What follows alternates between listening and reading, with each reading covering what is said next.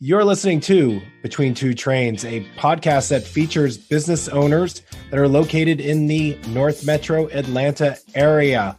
My name is Mark Apple. I'm the founder of Forward Push, a marketing agency that works with small businesses and startups. And I'm Eric Moss, commercial banker servicing the Metro Atlanta area. Excellent. Eric, good to have you here again as my favorite co-host. And today we've got Ravi from Imagine Coworking Space with us. Looking forward to this episode and finding out, what do you do when you don't have a physical office space and you need to be somewhere? So Ravi, go ahead and tell us, what's the answer to that question? Of course, Imagine Coworking of Atlanta is your primary destination when you're looking for a way to get out of your basement, or your kids bothering you in the office at home, or your company has decided they no longer have office space here in Atlanta. So we really were founded more by coincidence. I got tired of moving around my office in the perimeter area over the last 4 years as rents have now doubled. And it became more and more difficult to find quality space that I could design myself, and decided to purchase a building over on the Chamblee Dunwoody line. So we're on Perimeter Park Drive. For those of you that aren't familiar with where that is, right off of Savoy Road and near the Mad Italian, most people know is a good landmark, and decided that we would take a portion of the building and turn it into a very small boutique co-working space. So we've got about 3,500 square feet, 8 private offices, can house no more than about 30 members in addition to the offices. And we've got all the amenities you could possibly want from a big corporate building. We've got a small gym, we've got a kegerator, we've got a soft serve ice cream machine, we've got 2 private conference rooms, we've got all the COVID protocols in place. So we're excited to kickstart. We should be opening in the next few weeks. Excellent. So no keg stands with the COVID protocols, I imagine. Well, listen, you'll have to have, you can make a hole in your mask. We have strategies here.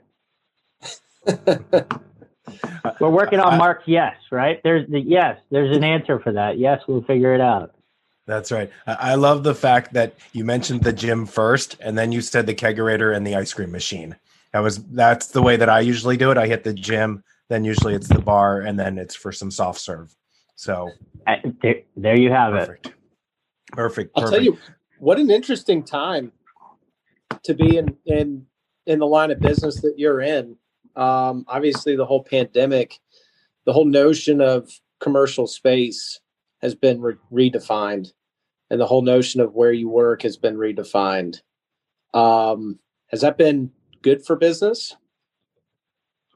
Well, it's hard to say. We're just opening, so the challenge that COVID threw us was really just delay in getting the building finished and getting a whole new footprint to the building. So we basically took what would be considered a BC caliber commercial building, the old traditional brick buildings you see everywhere around town complexes, took that and turned it into A quality space when you walk through the door. So when you come in, there's an immediate wow factor of, what am I walking into? So the beauty of it is we're right off the highway.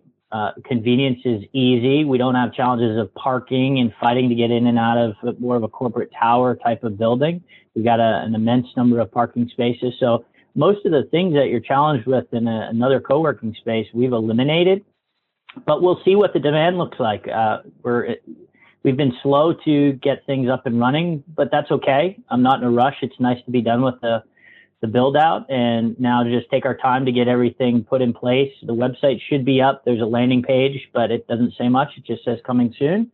But in the next few weeks, we should have everything set up. So really just trying to promote it, get the name out there, get people to come by more for a one-on-one, check it out before we get tenants in there, so that people get a chance to be exposed to what it will look like and what it could feel like if they were just there. And I think for the first few that come in before it becomes busy, what a great opportunity. I mean, right now there's 2 people in there on a regular basis. So it's effectively coming into your basement, but with a heck of a lot nicer setup and, full kitchen and all the amenities you could possibly want.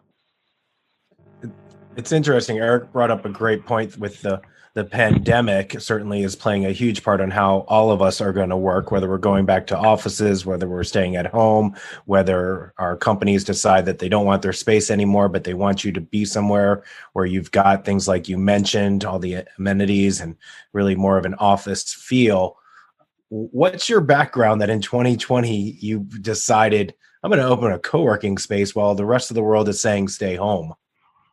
Yeah, great question. Well, ultimately, we had started it before 2020 rolled around. So I'm not sure my answer will follow through to exactly the why would I do this in the middle of COVID? But I still have the same confidence level I had then as I have now, maybe more conviction around what we'll be able to deliver that's a little different. But my background is actually in financial services. So I own and operate a full service financial firm. So we do financial planning, investment management. We have a full tax practice. We have a mortgage company. We have an insurance division. So we're really a one-stop shop for individuals and businesses. And so the idea of a co-working space for me was I've watched a lot of businesses grow and develop from their garage to office space to needing more suites or their own office building. So giving people a path that we could give them a means both in physical space and then also the guidance at the same time. And the first 10 years of my career in financial services were training salespeople, training people in the financial planning, both investment and insurance companies, very large companies. So part of what I learned through that experience was when you give people the tools necessary to be successful, they don't have to make all the same mistakes on their own and learn from their mistakes. They can learn from others' mistakes. So a big part of what I hope to bring to to Imagine's co-working space is really that expertise of different businesses that we already have as existing clients, existing partners, and my own skill sets of helping a number of businesses to develop so that besides just giving them a physical location they can work from, that we can give them the tools and resources, whether that's, I anticipate us doing monthly sessions on business development and marketing. So things that Mark, your firm could certainly come and help people with. So I think the opportunity, a lot of times the idea of co-working is all about the networking and the open space and people being able to share ideas. So my goal is to take that to the next level and not only have the people within the space, but also offer things that you don't even have to physically come into the space. You may just want to become a member of the co-working space so you can get your mail delivered, so you can virtually be part of these business planning and business development sessions that we'll do, which will both be physical and virtual like this. Excellent. Can we talk Ravi, a little bit? Yeah, Ravi, I'm curious, you've got your main business, which is financial services, and then you have this idea to create co-working space, recognize the need. How long had that been stirring, and what was it that caused you to actually take the step and move forward with that? Yeah, twofold. For years, I had wanted to actually build a coffee shop. So if somebody's out there and steals my idea, more power to them. But call me up. I'm happy to do it with you. But for years, I had the idea of actually having a coffee shop in the front and a financial services organization in the back. So you might order a latte with a 3.2 mortgage rate, right? And we can facilitate. The idea, as every business knows, is the hardest part is bringing traffic to the table. So how are you going to bring people through your front door? And so that's been an idea for many years. I looked at a few different spaces to try to set up that business model. Unfortunately, landlords weren't as excited as I was about the prospects of what we were going to do. And as I stated, it really was more by default, the idea of a co-working space. I ended up with a 11,000 square foot building and I only needed about 2,500 square feet. So I now have 5 suites that we rent out. So we've got a handful of different tenants in the second floor of the building. We occupy about 40% of the first floor and decided I had this extra space. So what am I going to do with it? So part of it was, what are all the features of an office that I would always want to have? I always loved the idea of, imagine if I could have my own private gym. Could I have my own bathroom with a shower? Could I have my own soft serve ice cream? Could I have my own keg? And certainly I can have some of those things at a co-working space, but not all of them. So we actually have an arcade. I didn't even mention that. We have an arcade with 1,000 video games that you can stand at your heart's content and take a break for 15 minutes. So I just had to conceptualize what are all the things I would love to have in my space, and then would other people have an interest in some of those things, and why not turn it into a small, intimate co-working space? Hey, that sounds pretty cool. Does the arcade, does it do the old school Pac-Man? I'm sure. I mean, it's an old school. If you can go and actually check it out, it's Micro Center sells them as a stand-up 2-person arcade, but it's designed to have only the old games that Asteroids and Pac-Man. However, we have a client who is savvy enough to figure out how to add some additional games. So I think it's now been rigged to where there's a few hundred. I hear 1,000, but I'm not sure on that. But there's a few hundred. So now I think you can change consoles and play Golden Tee, and you can play Mortal Kombat and all these different sort of NBA Jam, all the games. If you're from my generation of 80s and 90s, all the games you might remember from the arcade. That would certainly redefine Friday afternoons. Yeah, and you don't need a giant pocket full of quarters either. Listen, I figure by the time you get your mail, you pay to have your mail delivered somewhere, you have a few soda pops at the bar over the course of the week, and then you may want to play some video games or get some soft serve ice cream or some snacks and sodas. You've probably spent at least what it costs to have a monthly membership at our co-working space. So we try to make it very simple for somebody to want to say yes. Let's talk about the memberships. I know you mentioned that one level seems to be just a place for you to pick up your mail and get the ice cream and play some games. But what else is available? Because certainly there's teams of people that work for giant corporations where they've got 5 or 6 or 10, 15 people here that might want a space. There's some that just have a handful. There's certainly the solo entrepreneurs that just really have been, I think this last year is maybe driving them crazy working out of a spare bedroom. What are the different offerings and at all different levels? Yeah, great question. So we have essentially 2 different ways that somebody can partake in the co-working space. We have 8 private offices that range between about 100 square feet to 220 square feet. And that seems really small, but actually 100 square feet is larger than most of the small to medium-sized private offices at other co-working spaces around town. So Rome and Shared Space and Industrious and some of the others. So although that sounds like a really small, it feels much larger. So those are going to range in price from about $583 up to $1,000, depending on the size of the office. And the larger offices, you could easily put 3 or 4 people and desks in there. We also have desks and chairs available, ready to go for somebody to come in, whiteboards. It's really ready. Just make it your own in terms of how you want to design the paintings on the wall. So that's one option. So we have 8 of those. So we'll be leasing those out on shorter term to longer term. So certainly if a company wanted to come in and they wanted 2, 3 offices because they had 10 people in a department, no problem. We can accommodate. The other option is really just going to be a monthly membership. And we're going to start out at $195 a month. And we have space within the co-working space for a total of 18 people to be seated, spread apart presently in different sections of the office. And it's really just going to be on a first come, first serve of where you would like to sit. So I have 6 private desks. So they're set up with a 27-inch monitor. You can come, drop your laptop on and work for the day. There's just not somewhere for you to leave your stuff and lock it up, although we do have lockers, so you can certainly leave some stuff if you want, if you're going to lunch or leave it overnight, throw a lock on it and keep your laptop there. So we have those available. There's 6 of those in total, and they all have whiteboard screens between them. So also, for COVID protocol, as well as giving you the opportunity that you can take some notes while you're working throughout the day. So really to give you a very private setting, but again, still in a more general open environment. So we call those hot desks. So we have 6 of those. We have a total of 6 bar top seats. So the kitchen is shaped as a big U. So in addition to ice maker and drink machine and kegerator and soft serve, there's 2 sides of that, so people can spread out. At least 4 people can spread out and be more than 6 feet apart and sit at the bar area and function and work. And there's in addition to Wi-Fi, there's Ethernet connection tied to all of these different desks, which is both. We've got fiber and Ethernet connection. So my understanding is we've sort of doubled up on what we can get from a speed and reliability standpoint.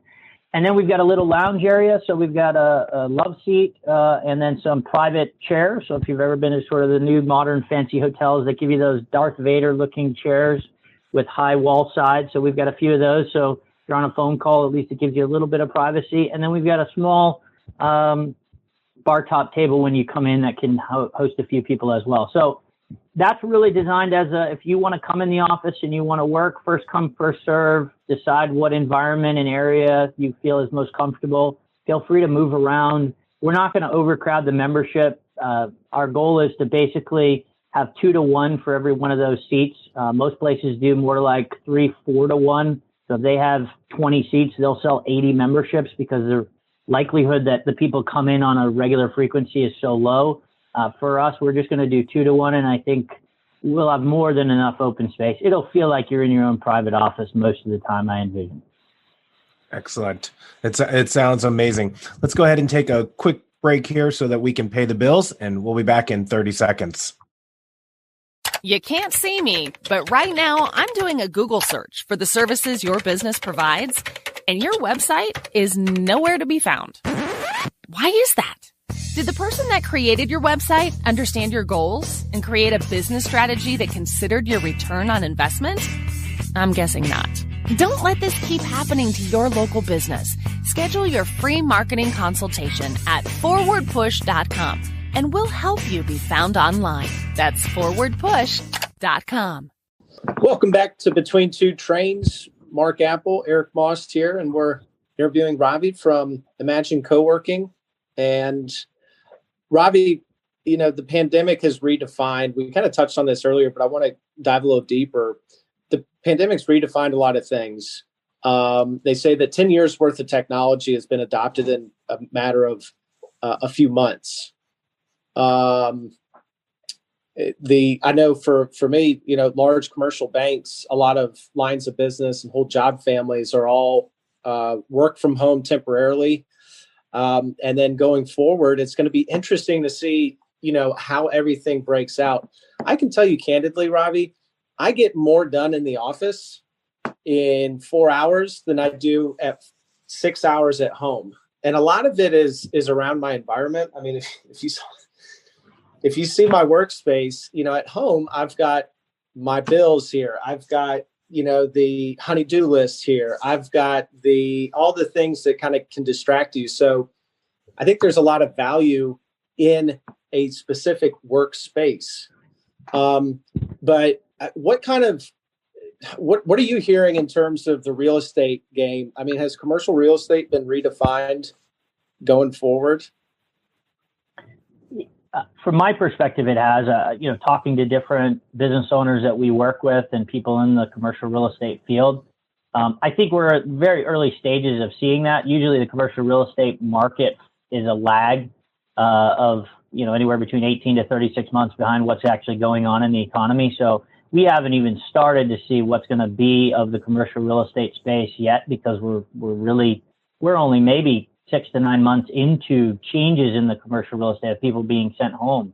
So I think you'll see a lot of that. And to your point, Eric, from my perspective, going into this, we just saw it as I described earlier, what are all the things I would love to have in an office, and let me share it with others, and bring ideas. And for me, the most enjoyable thing that I do in my career has been and continues to be helping people see a vision of what they want for their future and what's the path to achieve it.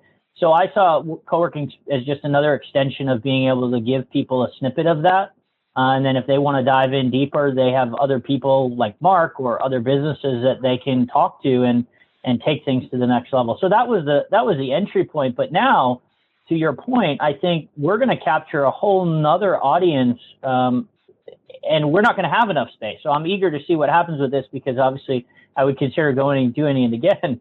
But one thing at a time. But I think you're going to have two things. I think you're going to have folks maybe like yourself or other companies that just decide it's worked well enough, or it's worked potentially better. Why would we ever bring people back to an office? Or how about we downsize the footprint of our commercial space and let people that physically can work from home or travel or on the road? Why do they need to have a desk somewhere? And my sense is that you're going to have some of those people are going to push back and say, I am more effective in an office, and you just took that away from me. So how do we meet in the middle? And I think what you're going to find is companies are probably willing to give somebody a stipend or a reimbursement, just as they do an allowance, if you will, to say, if you can find a space, for $200, $300, $400 a month, more power to you. We'll give you that money, because that's a cheaper value proposition for us to have to retain a commercial lease and improvements and all the things that come with that. So I think there's going to be a wealth of people in that situation. I also think that the co-working that has been built over the last 5 to 10 years in this boom, certainly everybody knows the story of some of these massive companies that have created a brand new way of doing business. They weren't well prepared for COVID. Open environments and open spaces isn't exactly what you're looking for when there's an airborne disease traveling around. So newer co-working spaces that had the ability to either, one, adapt very quickly because they were smaller, or their construction was designed in a way where they could shift things a little more nimbly and do that, I think is really going to be an advantage. And you're going to see people be more willing to come back into that type of a space perhaps quicker, or make a change to that type of a space from a traditional, very large co-working environment. The other thing is, I don't think they built as much of a community. And, we could argue that, because I think, some of the larger co-working environments feel like they have a tremendous community, but they had a community because they hosted events, and those events can no longer occur. So what you're finding, and I talk to people that have co-working spaces, that hasn't transcended into the virtual world as well. Whereas if we have an opportunity to do everything, both physical and virtual, simultaneous, then we've already created a culture and environment where people are accustomed to that, and they have the ability to move between the two more seamlessly. So whether it's COVID now, or whether it's whatever comes next, and people don't feel as comfortable to be in the physical space, but still want the attributes of that community and that networking and the advice piece that can come with it, I hope that we'll be able to deliver in a more efficient manner. Kind of piggybacking here on what Eric was saying. So Eric's in banking, and mentioning that he's more efficient in finding that being in the office is conducive to his working. And I imagine that, Eric, you probably have colleagues that would say the opposite, that I'm at home, I shut that door, and I can get stuff done. And what took me 4 hours back at the office, I'm now doing that in 3 hours. And so I'm wondering, when I always think about a co-working space, at least the traditional ones, probably, pre-COVID here, a lot of creatives, a lot of freelance graphic artists, writers, people that kind of needed to be around other creative people, but they were typically working on their own. So they needed that community aspect that you were mentioning, because it feeds off the creativity. But I also know a lot of solo attorneys that worked out of some of these more traditional co-working spaces that, that everyone knows about, because they could get their own office, have themselves a couple paralegals in there, and they didn't want to pay the high rent going on in Midtown or downtown. So for your spot, for Imagine, what are you feeling out right now, at least with prospective members, as we're talking about opening up here in the next couple of weeks? And then the flip side, in your head, who do you envision actually maybe using the space? Because certainly the arcade, the ice cream, the gym, the kegerator, sounds like an amazing place to come and work. Sure. Well, that's the idea, right? I give you that feeling of, I can't wait to show up. Great question. I think some co-working spaces by design want a particular industry or niche, and they've catered to that in different ways. We very purposely have not. In a perfect world, we'd get some different people from different avenues of the small business community. Would we be okay with a company coming in and wanting to put some folks? Sure. For now, listen, we got to pay the rent too. So I'm happy if some of those folks want to come in and use an office. Longer term, I hope that that's not the clientele we're catering to, because, again, I think the value add of what we're able to deliver in terms of helping businesses grow and develop, then it takes away from that. You're going to have folks that aren't going to engage in that. So some of the allure of what our space is all about goes away. And I do think, though, the value of having different people, whether it's an attorney, an accountant, a financial professional, we have a lot of clients that have said, "Hey, I'll take an office, so I have a satellite location down there." I think a lot of the value add of co-working space as well becomes where most of your co-working spaces are over the last 5 years are in the same places that your offices are, right? They're in Perimeter, they're in Midtown, they're in Alpharetta. They're in very congested areas. So what's the value of the difference between going to a co-working space or my office in terms of my commute? So I think that lends a lot to why you would choose a co-working space that's in your suburban community, is that it's 5 minutes down the road. I live 10 minutes from my office presently, and I'm about to move 5 minutes from the office. So the idea that we have a big enough pocket of people within 5 miles of our location that could want to use it, to me, is the biggest appeal. And so that could draw people from all different industries and sectors. And we'll just see how it plays out. I think it will be the answer to that question will really be a living and moving target of what happens over the next 12 to 18 months. And do we settle into a group of people that really gravitate towards one another and get value out of being in an environment with one another, because there's great idea sharing, there's great business development that comes out of that. I think most people, and both of you in your professions are obviously well aware of this, is that the value of centers of influence and other people that work with other businesses is huge. And so being in an environment or around other people that have a different network than you is tremendous. It's just, how do you foster and develop that those people are communicating and talking to one another? So I didn't go into all the details. Some of that, I guess, we'll keep close to the vest, but I expect that we'll do plenty of, recommended. We don't want to force anybody to do anything, but recommended types of one-on-ones. And it's taking all these themes from different business groups that are out there now, and how do we combine them into our environment? BNI, as a good marketing, gets together different people, each with a different respective industry. They all talk about leads that they had for the week. They then do one-on-ones and talk about the value they can bring to the table for some of the other parties' clients. We'll do the same thing. We'll just line people up almost like this is your head-to-head matchup this week, and, choose to do with it what you will. But I think as we start to see some traction and people getting success out of that, it will just feed on itself, and more people will want to follow that type of a process and protocol. So again, I go back to giving people the tools. We can't do it for them. We can just lay some of these things out and create a structure and framework for them to execute within. Let me ask you this, Ravi. That model that you described, kind of the suburban close commute, you could have done this in a lot of places in Atlanta. Why Chamblee? It was close to me. I'm no dummy. I was going to obviously put in an office close to where I live, right? I said I live 10 minutes away. 12 minutes from now is my present commute. And I hope to be in a few months, close on a house and be, it's literally 1 mile away, and I think it's a 4-minute commute. So, that's home. Can't beat that. Makes me want to go to the office.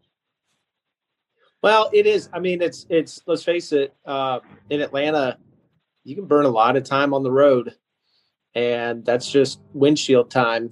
It's hard to be productive. It's not really safe to be too productive, but it's hard to have that. It's nice to have that close commute. There's a lot of value there for sure. Yeah, I mean, I think for everybody that's had to do the commute, they recognize you're giving up one of two things, either productivity or family time. And neither is necessarily a great trade-off for the get from point A to point B. So if we can, again, because we're such a small space, I mean, all these things really have to come together. One, we're in a suburban environment. We just happen to be in this unique little enclave of Office Park on Perimeter Park Drive. Two, the ability that people can get there very quickly and easily. We're right at North Peachtree and 285. So even if you had to get on the highway for an exit or two, it's literally a turn and a turn, and there's no traffic once you get off onto those roads. So all those things, I think, just lend it to make it a much easier environment for somebody to want to explore. So before we get to our one-word game that we like to play with all of our guests, where'd you come up with the name Imagine? I wish I could say that there was some grand story. You'll find when you do come to visit our space, there's a lot of ode to Einstein throughout, both quotes and sort of pictures and different things. And so I had a great uncle who was a Renaissance man in his own right. He wrote Saul Quasha was his name, and he actually wrote the original song, The Chain Gang, back in the 50s, which was sort of his profit and claim to fame, but he just had a fascination with Einstein and actually wrote a book on Einstein. So in part, this was a way to remember him and kind of an ode to him. So there's a lot of different quotes and pictures, and I think that was just, I think, a combination of Einstein and the little purple guy from Epcot that's also Imagine, or I forget the guy's name now, it escapes me, but anyway, just again, some neat themes, and again, not trying to be savvy to the business community or the creative community. I think that word just summed up for me this idea of, what's possible. And for everybody, the answer to that is different of what you're trying to accomplish and achieve, but imagine it and then work to go out and try to achieve it. Love it. Love it. So you actually do have a story then about how the name came about. I don't know that it was set on any particular name, but there's at least a journey that it took to get there. Yes. Got it. So speaking of words, I'd love to know, what is your one favorite word? Can it be a phrase?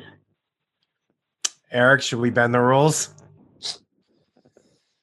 I have a good story if we're allowed to use a phrase. I'm kind of curious to know what the phrase is. I don't know if it'll qualify, but maybe we can hear the phrase and then maybe summarize it. I don't know. Yeah, so mine would be, why not? And that's a little different than yes. And I think it's a little different than, sort of maybe, but the why not is a lot of how I think about life, both personal and professional,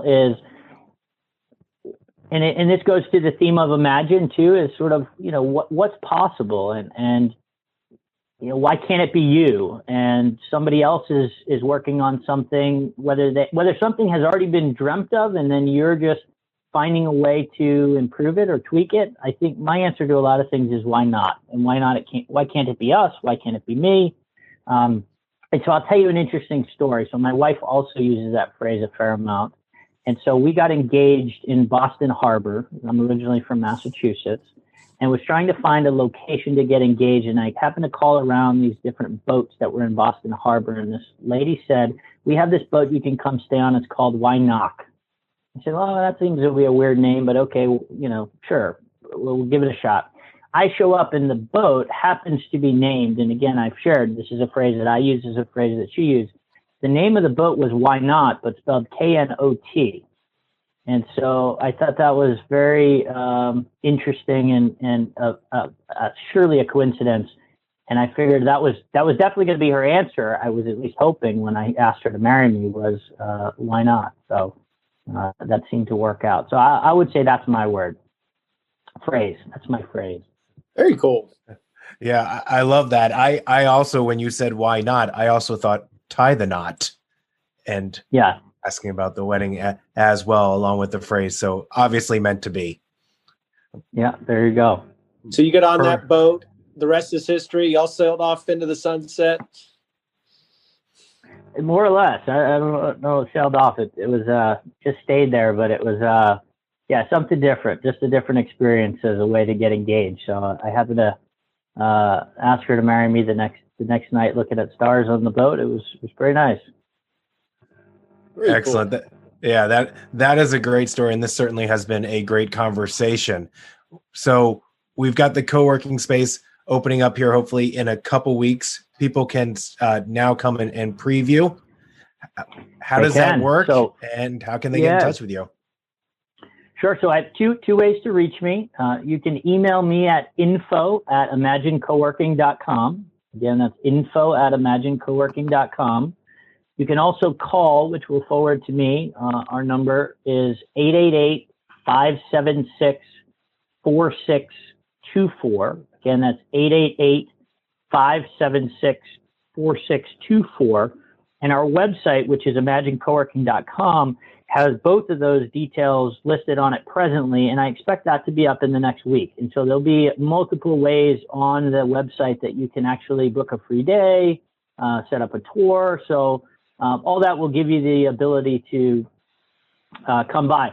But if you'd like to know exactly where we're located, it's 2342 Perimeter Park Drive. That's Atlanta, or Chamblee, technically, 30341.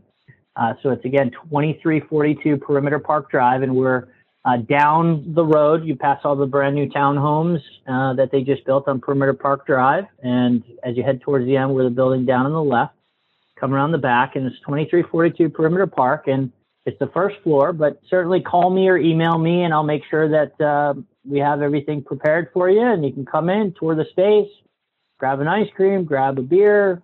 Not if you're driving far, but grab some water. We have a water fountain in the gym with a bubble refill, a bottle refiller. I mean, there's a shower in the bathroom in case you're working out. All the things that you could possibly want. So we look forward to just having people come in and check it out. Great. I am certainly looking forward to coming by and getting my tour. This is Mark Apple from Forward Push. And Eric Most with Chase Bank. Excellent. And this has been Between Two Trains. We'll be having a new episode in 2 weeks from now, and we look forward to your feedback on this episode. And if you'd like to be a guest, just let us know. Thanks for listening.